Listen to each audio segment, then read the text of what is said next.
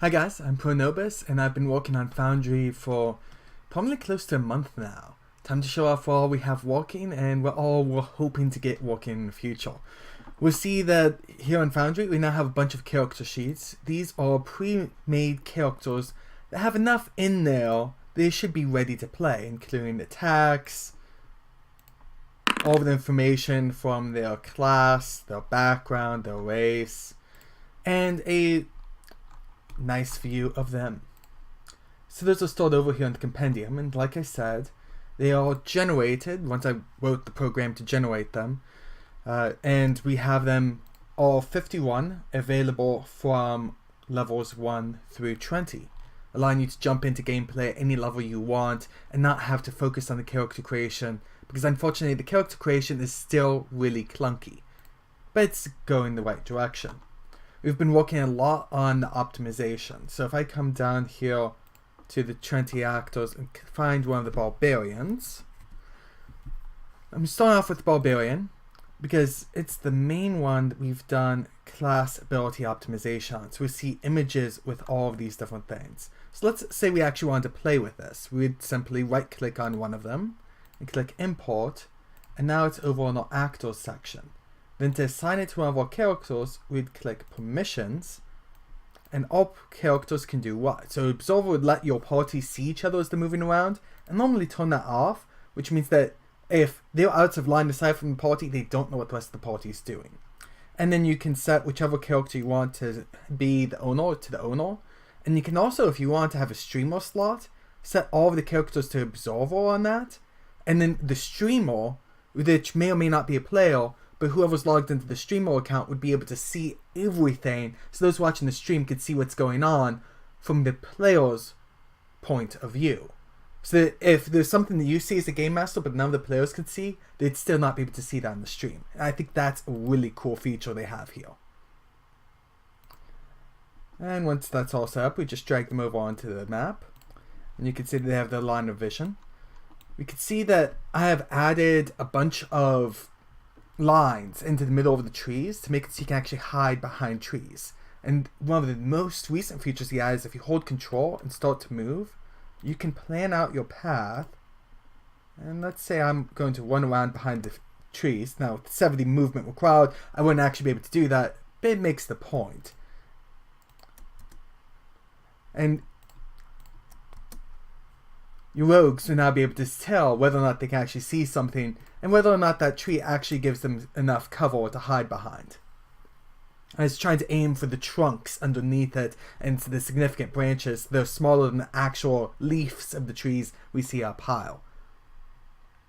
You have other maps going on, so let's jump over to a mansion map.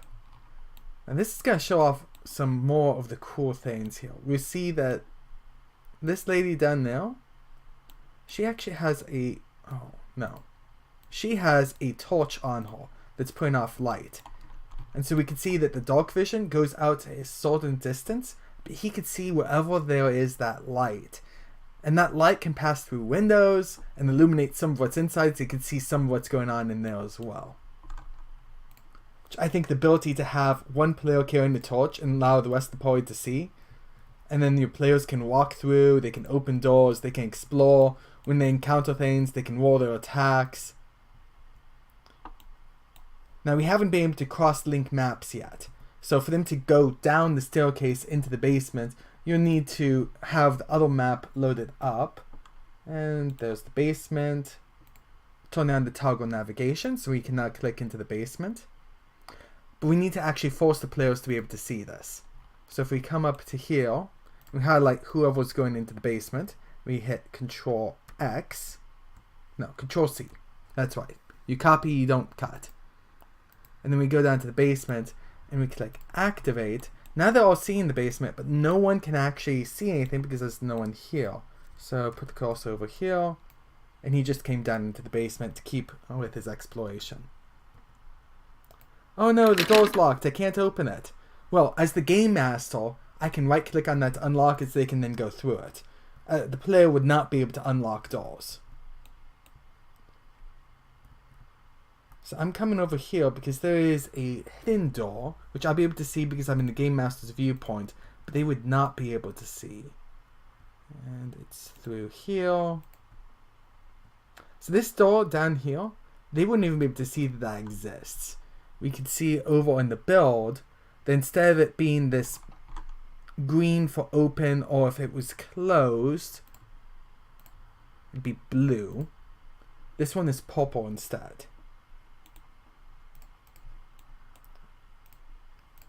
That allowed them to go in. I've built this to be a rather secure hiding place that this person can keep their treasure in.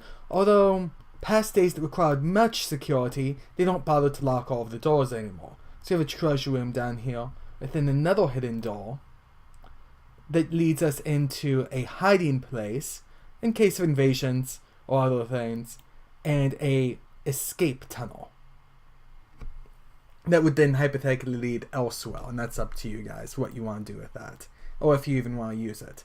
Over in the mansion, we see this maze-like mansion with lots and lots of doors, and we can see that a lot of them are blue, a lot of them are purple. The players will be able to see some and not others, and this is designed to be kind of an escape room. So there's the 4 obvious exits at the corners of the buildings. There are these locked doors they won't be able to just get out of real quick, but they could use knock or other things to blow their way through eventually, do other things like that. That being said, escaping through those doors would give them a minimal amount of loot. What they really want is to get through to the other doors and find cool loot along the way. I had a lot of fun building this. All of these maps and a whole lot more are over here in a Battle Maps compendium. And we still have the epic dungeon here if you'd like to use that. And that was the 5x5 grid of maps, so 25 maps, each of which would take about a session to clear. The last 2 columns I haven't finished putting the walls into, and by general vote, people say that's a lower priority than a lot of the other stuff. So I'm holding off on that for now and working on more of the features that I'm hearing that you guys want. So we see that we have the incarnate bestiary here.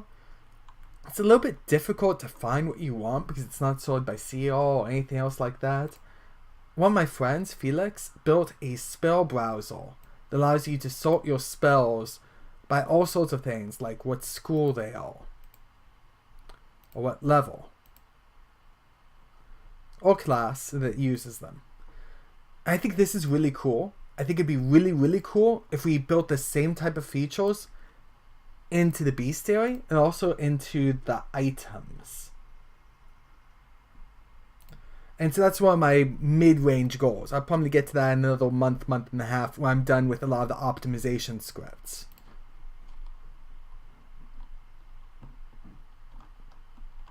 So that shows a lot of what I've been working on. We still have the backgrounds, classes, feats, and races over here under items. We haven't moved them to compendium yet because a lot of these, well, feats I guess we can move over because feats don't have a hierarchical structure with them. They're just a single thing. And we may move them over relatively soon. But the others have multiple things and subfolders to keep them organized. And there's no good way to have them organized yet. But there is a flag field down in the script that we can start sticking some parent is this, child is that information in to have it linked together with a software. And then with some proper scripting, we might even be able to get it to the point where leveling up is as simple. Oh, I'm drawing walls. We might be able to get it to the point where leveling up is as simple as going into your character sheet, going into your fighter, clicking edit, going to your details tab and changing this number. And then closing out, and as soon as it realizes that the fighter changed, oh, do I need to enter?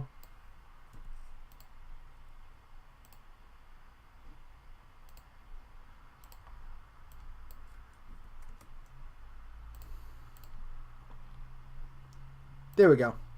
And having it be that whenever that updates, it then automatically searches for all children that have a smaller number than your current level or equal, and then pulling those in. And that'd be really, really cool. We might even be able to bundle the fighter paragon and the fighter so you don't have to update it twice.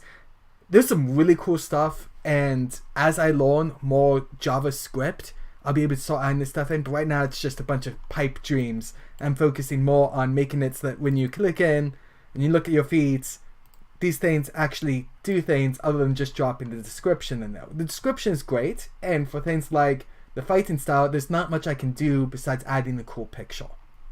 Cool picture. Well, we have some available built in. But I'm also hoping to start working with deposit photos and add in a bunch. These are 151 images that I've gone through and handpicked that I really want to work in. It's cool in that in the preliminary talks I've had with them, it sounds like they'll be classifying my work as an ebook, although we need to finish conforming that. And if so, then I'll be able to add these in relatively cheaply and easily by using their subscriptions. I'd even be able to do this 50 images a month for $829 a year, which would be quite the deal and allow us to add in a lot of really cool images. I'm really excited about that possibility. That being said, Foundry also needs a lot of sounds. So there is Audio Jungle, that has a lot of really cool sounds. Audio Jungle. Audio Jungle. Audio Jungle. I'd love to start attaching these to NPCs. I know we don't have that feature yet in Foundry, but I was talking with the Tropus today, and it sounds like it'd be relatively easy to add once I know JavaScript. So again, that's down the line. I won't be focused on this right now. Like $2 of sound effects, you can add a whole bunch once we get people in here. And it's a bit more expensive than that because we need the multi-use, since it's going to be on multiple servers. And again, I'll need to conform with them that I'm within their terms of use. If they classify us as a video game, we are good to go. So on one hand, I'm trying to be classified as an ebook. On the other hand, I'm trying to be classified as a video game because these companies don't... We're kind of halfway between the two with Foundry and the whole virtual tabletop genre. And we'll see. There's a lot I don't know, but I'm pursuing these outside relationships to hopefully get that in. And thank you guys so much for all of you that have joined in with my Patreon already. We are making progress. We are increasing on a regular basis. And as we keep adding in more and more content, we should be able to keep adding in more players, and then more, that'll bring in enough money for us to add more content and keep going back and forth. Keep letting me know what you want, how to actually use this. One request I had is like, what do we actually do with this software? So let me show you real quick. So in your public folder, you just stick your assets folder in there. And so like when you unzip Foundry, it's just all going to be in a folder. And then you have a public folder in there. So you unzip the file I send you and it has two folders. One is the assets. You just drop this in at the public level. And then you go down into your worlds. And that's where Zagnol goes. That's the second folder that's in there. By dropping those two in, then you have access to the pre-made world of Zagnol. Long term, when I've finished migrating the classes, races, and all of that over to the compendium, and remember I said that's going to take some JavaScript, it's not going to happen soon. But once that's happened, then to update without changing any of your files so your characters keep their progress, you'll just change out the files in this folder, the packs folder, and these are all of your compendium. And so there'll be races and classes and stuff in here as well at that point. That won't work right now because we're still optimizing a lot of the content that is stored over in your data folder. And until we can migrate all of that data away from this to the compendium alone, that means that every time you update, you're going to be wiping out your characters. That's another reason why it's tremendously important to me to get those 51 pre-made characters up and running. That means you can keep your level of progress by just every game or two, instead of grabbing from the level 1 folder of pre-mades, you grab from the level 2, or the level 3, or the level 4. I know it's not ideal, but we're working with it, and hopefully it'll get better in the next few months as I do learn a brand new computer language, well, new to me at least, and then start working with it. Thank you guys for watching. Thank you for all of your support, all of your critique, and thank you for all of the advice and opinions I've been getting back. It has been amazing working with you guys, and I look forward to continuing. God bless you and have a great day.